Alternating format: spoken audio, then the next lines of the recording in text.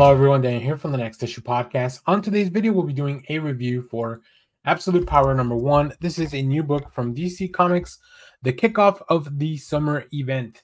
Let's talk about the creative team before we get into this book. This book is written by Mark Waid with art by Dan Mora, colors by Alejandro Sanchez, letters by Ariana Meher. Now, I did a little preview of Absolute Power, so the art that you're going to see, it's very much the same. But let me give you a quick synopsis of this. The heroes of the DC universe are now powerless. The trinity of evil has won. The resistance must rise. DC's epic summer event kicks off with a bang as the combined might of Failsafe, the Brainiac Queen, has at last given Amanda Waller the ability to steal metahuman abilities of every hero and villain on planet Earth. As chaos erupts in the cities, a massive misinformation campaign sways public opinion to her side. The founder of the Suicide Squad methodically targets each superhero dynasty one at a time, starting with Superman. But even in the darkest hours, the resistance is forming, and Batman is out for vengeance. It's a shocking blitzkrieg across the globe that is decades in the making and will shape the course of the DC universe for years to come.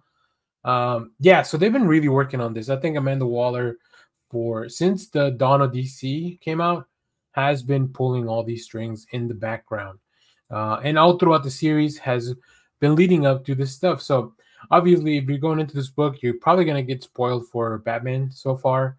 At the end of the Failsafe arc, you probably also get a little bit spoiled from House of Brainiac. But this book is very, very good. I was not expecting it to have just such a sharp turn into everything, right?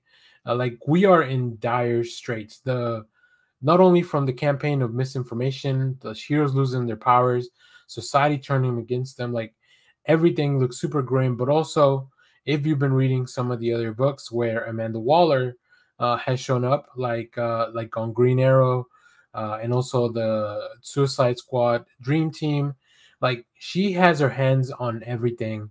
And now, as she unleashes this new threat, things get really, really interesting. So let me pull up the preview art that we've seen for a little bit now.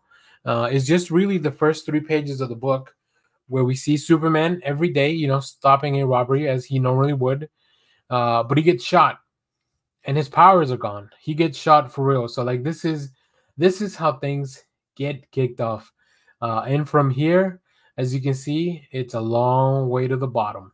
So yeah, really, really fun stuff. Mark Waid and Dan Mora have been doing one of my favorite series with Batman Superman, also working on Shazam.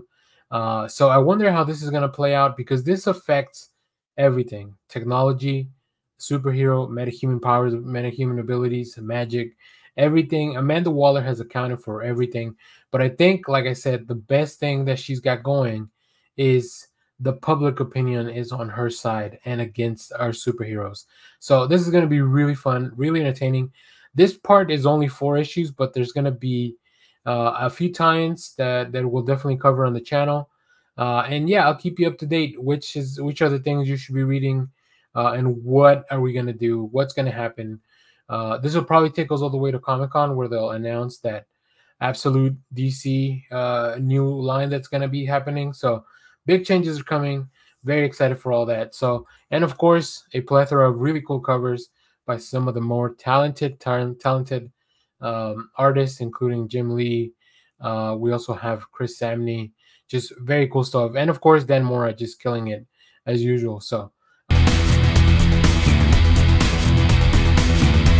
hello everyone, Danny here from the Next Issue Podcast. On today's video, we'll be doing a review for Batman 150, an oversized issue. We have also this being an Absolute Power tie-in. Fantastic cover by Jorge Jimenez. But let's take a look at the creative team on this book. So we have the Be Better story is written by Chip Zdarsky with art by Dennis Cohen and Jorge Jimenez. We also have John Staninsky on inks, Tommy Murray on colors, letters by Clem Cowles. We also have a story in the back that is really more of the tie-in into the Absolute Power. So before I give you the synopsis, I will say I enjoyed the issue as a standalone thing.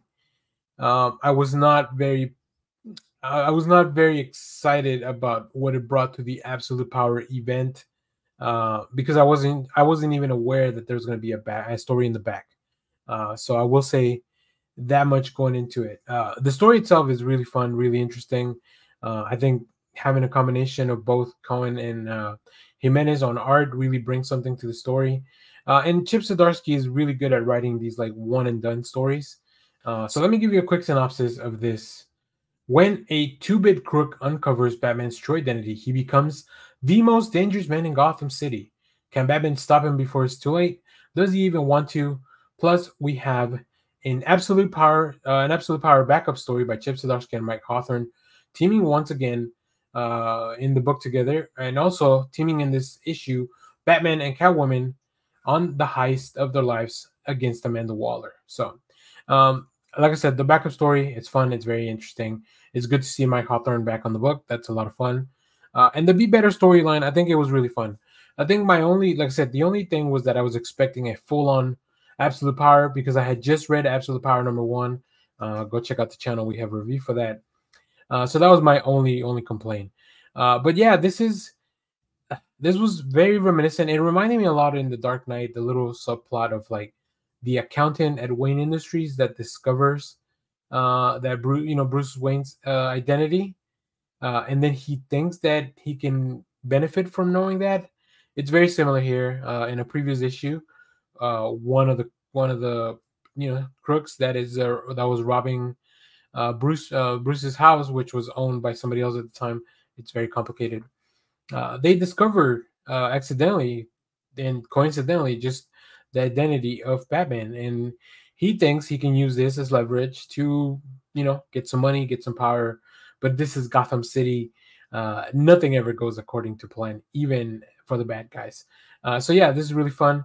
Like I said, it's really fun to see Dennis Cowan and Jorge Jimenez both working on this issue.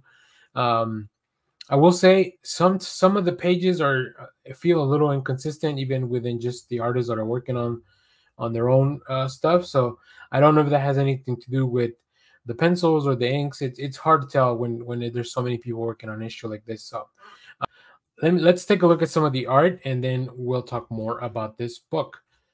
So here we see, I like the back and forth of the story. I think Dennis Cowan's really actually a great fit for the tone of this story as we kind of go back and forth. But then we see some of the memories interspersed. So really interesting to kind of follow that up. And yeah, here we see like the combination of the memories versus what's going on in the real life. So I think it's a very good use of both of these artists. But yeah, overall, a fun issue. So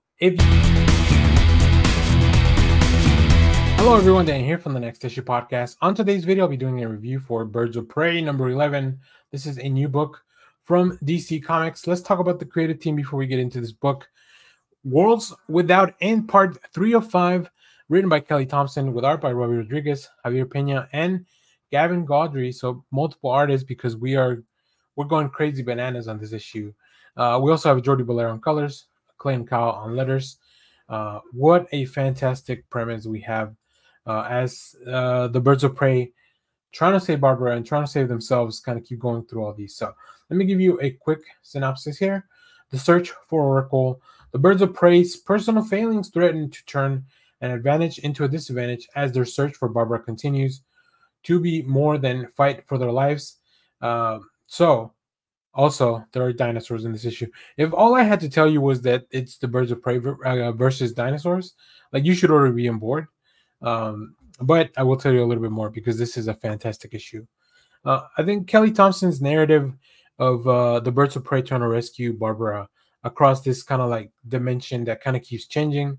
It's really fun.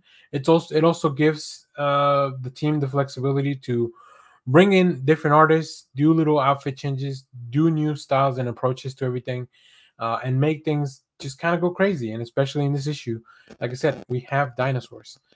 So let me give you a preview of the art. Here you can see, even from the get-go, as they go down the little portal, things are changing. They look different. Like, it's really, really cool to see just the outfit changes and another pocket dimension. because they take on, as we learned in the last issue, whatever the theme of whatever, whoever's kind of on right at the forefront of the thoughts here. So really interesting to have somebody just think about dinosaurs. And as I mentioned, dinosaurs are real. Like this feels to me like almost as if they had dropped them in the Savage Land. If you're an X-Men fan, also the use of multiple artists really works here because like it just works. Like all their styles are very similar.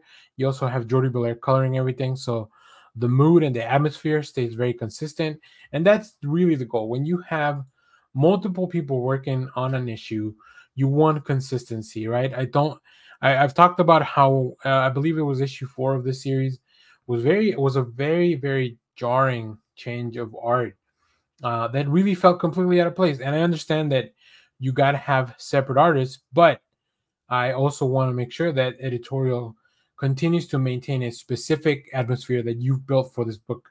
So,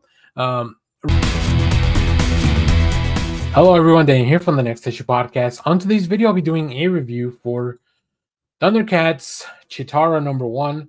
This is a new book from Dynamite Comics, of course, tied into the current ongoing Thundercats series. So let's talk about the creative team.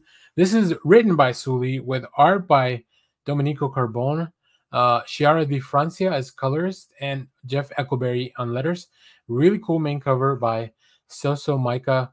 Now, Sully is also a fantastic artist, and I believe she also has a cover for this book. So make sure to go to your comic shop and check out all the really cool Thundercats covers.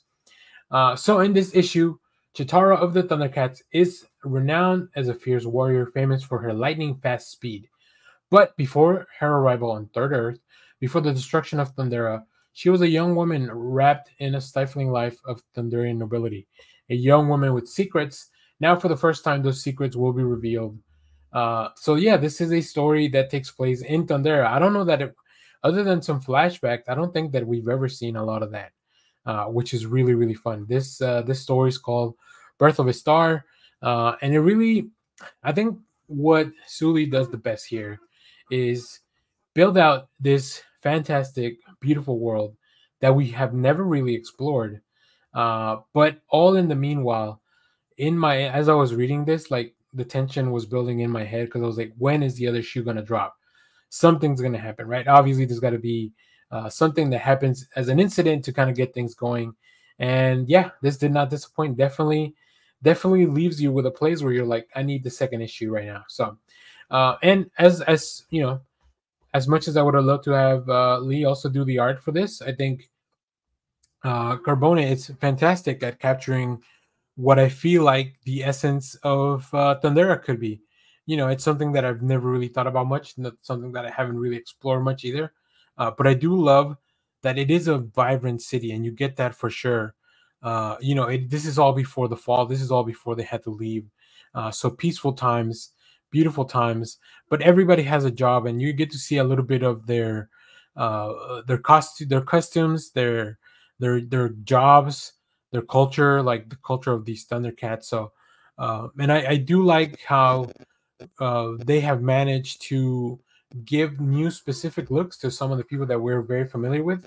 I think also Lee very much captures the idea of Jitara and her attitude, and maybe what would have led to the character that we know in the future.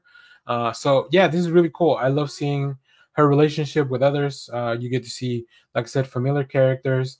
You get to explore a little bit of her past. So this is really, really interesting, and I really, really enjoyed this first issue. So highly, highly recommend it. It also is supposed to have a sneak peek for Johnny Quest. So if you're into that, make sure to go check it out. Our preview copy was a little bit. I skipped the Johnny Quest preview because I was really focused on the Chitara stuff. So, and as I mentioned, a plethora of covers because Dynamite is very good at making sure that there are covers in each and every single solid. So, if you have read this book, let me know what you thought about it down in the comments. As always, thanks for watching, everyone. Let me know what other Thundercats should they do a little mini series like this. And please stay tuned because we have more comic reviews, trailer reactions, TV recaps, all that fun stuff in the channel. Thanks for watching, everyone. Bye-bye.